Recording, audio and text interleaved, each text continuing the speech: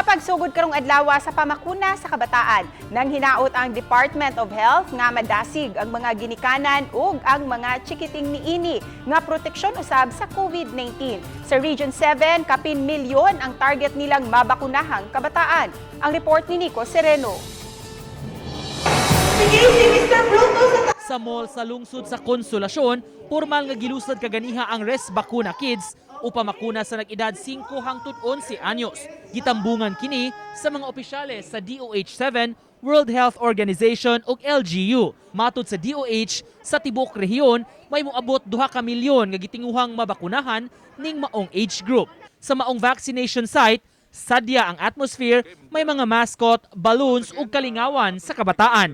May pagkaon pa nga gipanghatag sa mga nabakunahan. Lain-lain hinuon ang reaksyon sa mga bata, may uban nga gipangulbaan.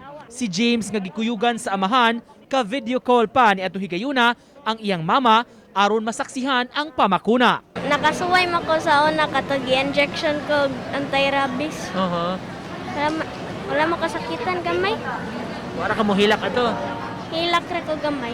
Nang hinaot ang LGU, madasig ang mga ginikanan nga modesisyon nga pabakunahan na ang ilang mga anak. It depends on the parents. So ang parents magyud anak kay sila may mudala sa bata nga ni. So if the most likely if the parents are convinced and they're both vaccinated, the chances are dalhon gyud na nila ilang mga bata diri. Samtang sa Mandaue City, gilusad na sab ang pedia vaccination sa mall sa reclamation area. Sa unang adlaw pa lang, gatusan na mga kabataan nga nagpabakuna. Personal sab nga gisusi sa mayor ang lugar kaganiha. Sa pagkakaroon kapin 15,000 kakabataan sa Mandaue ning maong age group ang nagparehistro na sa ilang online system. Uban ni Godfrey Relien, Nico Sereno, Balitang Bisdak.